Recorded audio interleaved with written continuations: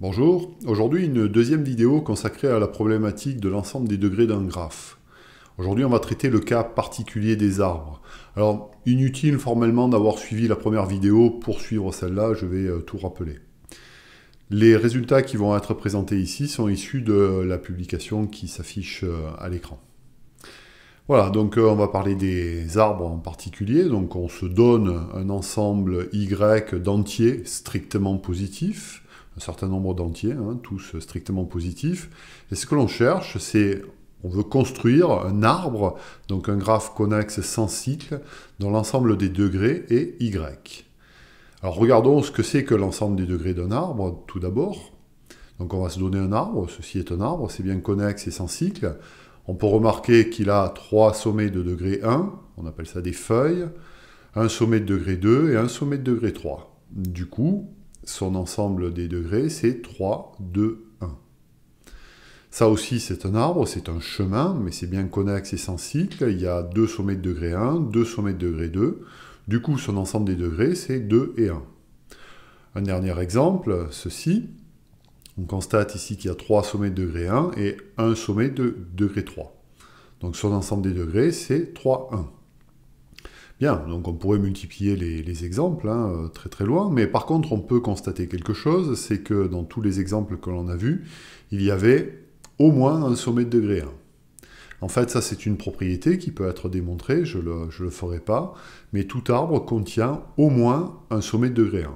Alors tout arbre avec au moins 2 sommets, mais enfin tout arbre contient au moins un sommet de degré 1, qu'on appelle les feuilles.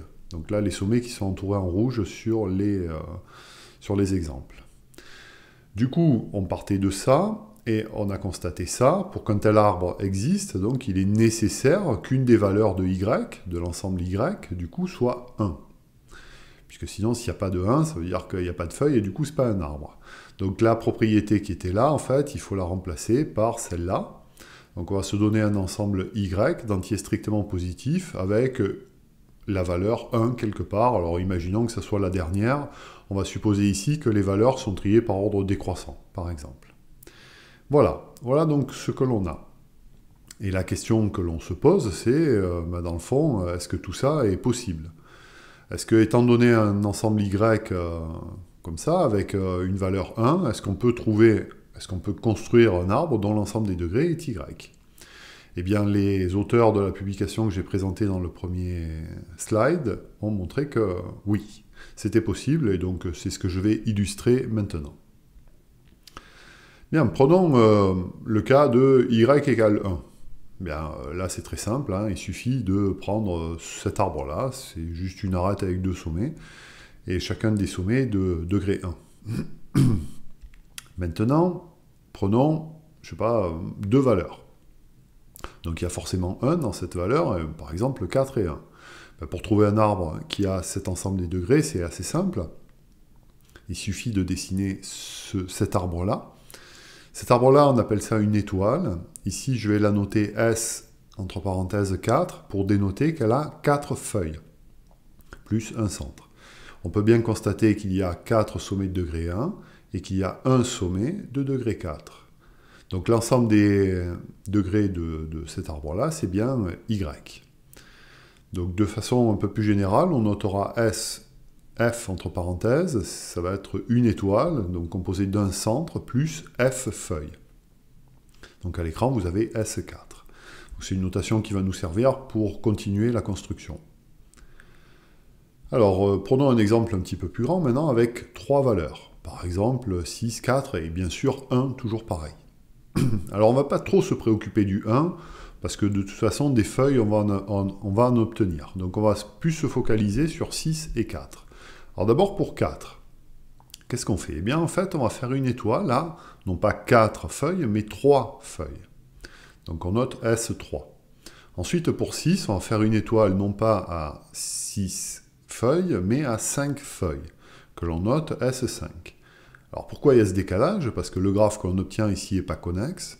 Et pour le rendre connexe, eh bien, on va connecter les 2 centres, comme ça. Et là, on peut se rendre compte que cet arbre a bien Y comme ensemble des degrés. Donc il y a bien des sommets de degré 1, il y a plein de feuilles. Il y a bien un sommet de degré 4, 3 plus 1, qui est ici. Et un sommet ici qui est de degré 6, il est voisin de 5 feuilles plus l'autre centre, donc on a bien ça. Voilà, donc cette construction, évidemment, elle est toujours faisable lorsqu'on a 3 valeurs. Maintenant, passons à un ensemble qui est plus grand, qui contient strictement plus de 3 valeurs, toujours avec le 1 à droite. Alors, je supposais ici que j'avais trié mes valeurs par ordre décroissant. Alors on va distinguer ici deux valeurs particulières, outre le 1. On va distinguer la plus grande des valeurs, 10, et puis la plus petite des valeurs qui n'est pas 1, qui est ici 2. Et on va commencer par ces deux choses-là, par ces deux valeurs. On va commencer par 2, et on va créer en premier, comme on l'a fait tout à l'heure, en fait, une étoile à une feuille, qu'on note S1. Pour 10, pareil, on va créer une étoile à 9 feuilles, et non pas 10. D'accord? Donc là, il y a un décalage d'un. Maintenant, on va s'occuper des valeurs intermédiaires, 7, 6 et 4. Alors pour 4, on va créer une étoile, non pas à 4, mais à 4 moins 2 feuilles, c'est-à-dire S2. Pour 6, une étoile à 6 moins 2, c'est-à-dire 4 feuilles, S4. Et pour 7, une étoile à 7 moins 2, c'est-à-dire 5 feuilles, c'est-à-dire S5. Donc vous voyez que les valeurs extrêmes, c'est moins 1, et les valeurs centrales, c'est moins 2. Alors pourquoi moins 1 et moins 2? Puisque là, ce qu'on obtient, c'est toujours pas un arbre, donc on va faire les connexions, ici centrales. Et vous voyez que pour les étoiles centrales, on ajoute deux sommets, enfin deux arêtes plutôt, et les étoiles extrêmes, comme tout à l'heure, on n'en ajoute qu'une. Donc faisons le bilan de cet arbre, là c'est bien un arbre maintenant, il est connexe et sans cycle. Alors il a plein de sommets de degré 1, il a ce sommet-là qui est de degré 2, il a ce sommet-là qui est de degré 2 plus les deux voisins à gauche et à droite, il a ce sommet-là qui est de degré 4 plus 2, c'est-à-dire 6, celui-là qui est de degré 5 plus 2, 7, et celui-là qui est de degré 9 plus 1, c'est-à-dire 10. Voilà, donc l'ensemble des degrés de cet arbre-là, un peu particulier, c'est bien Y. Alors évidemment, je pense que c'est facile de vous convaincre que cette construction est toujours possible, quelles que soient les valeurs. Voilà, donc ça permet de donner une construction systématique pour un ensemble Y de valeurs d'un arbre qui a exactement cet ensemble des degrés. Alors les auteurs sont allés un petit peu plus loin et ont parlé du nombre de sommets. Donc bon, regardons un petit peu ce qui se passe. Si on prend un ensemble à deux valeurs seulement, eh bien on a construit une étoile avec x1 sommets. Donc le nombre de sommets que l'on a construit, c'est x1 plus 1 sommet, puisqu'il y a le centre et les x1 feuilles. Eh bien, cette construction est optimale, puisque dans l'arbre, il faut un sommet de degré x1, donc il faut x1 voisin, plus le sommet lui-même. Donc ça fait bien x1 plus 1. Donc ça, c'est bien optimal, on ne peut pas faire avec moins de sommets. Regardons maintenant si on a un ensemble beaucoup plus grand. Celui-là, par exemple. Donc on a construit d'abord pour xk, xs, xk-1, pour x1, S, x1-1, et pour les autres, des xi-2. Si on fait le bilan du nombre de sommets, alors attention, il faut rajouter plus 1 aux valeurs qui sont entre parenthèses, ça nous donne ça. Et la question, c'est, est-ce que c'est une construction optimale? Alors là, évidemment, je ne parle pas des arêtes, hein, je parle juste du nombre de sommets, comme c'est inscrit dans le titre. Est-ce que cette construction est optimale? Eh bien, les auteurs ont montré que oui. Donc je vais essayer de vous donner un peu une idée de la preuve. Bien, donc un petit rappel, en partant de ça, on a construit, hein, dans ce cas-là, ce nombre-là de sommets. Montrons que ce nombre-là de sommets, c'est quelque chose de nécessaire. Donc considérons un arbre T, qui a en tout n sommets, et qui a Y, cet ensemble Y qui est en haut à gauche, comme ensemble de degrés. Bon, donc T, il a un certain nombre de propriétés, un certain nombre de sommets. Il contient un sommet de degré xi pour i allant de 1 à k. Donc il contient au moins un sommet de degré x1, au moins un sommet de degré x2, etc., au moins un sommet de degré xk. Bien.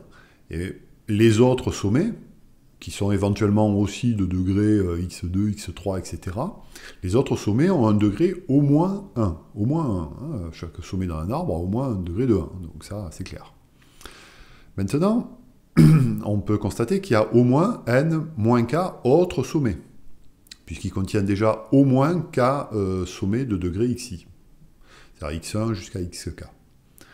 Alors maintenant, on va faire quelque chose qui est la somme des degrés des sommets dans T. La somme des degrés. On va calculer la somme des degrés qu'on va appeler B.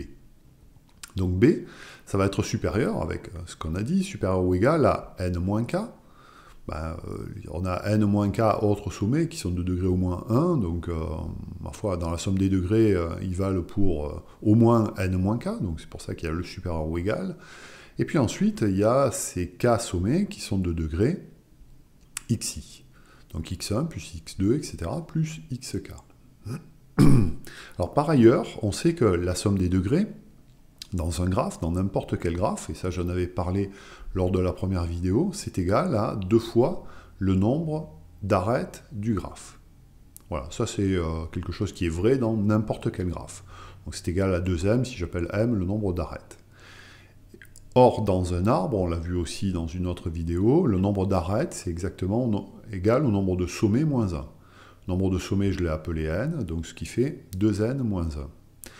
Du coup, on se retrouve avec 2n moins 1 qui est supérieur ou égal à n-k plus la somme des xi. Alors, on va faire des petites simplifications à gauche, à droite, et on va se retrouver avec n supérieur ou égal. On laisse n à gauche si vous voulez, on simplifie à droite, ce qui nous fait ça. Et ça, si vous le réécrivez, ça fait ça. Ça fait exactement ça. Voilà, si vous pouvez mettre la vidéo sur pause pour vous en convaincre, si vous voulez, mais ça fait ça. Bien, maintenant... oublions tous les détails intermédiaires, et on se rend compte que l'on a ça.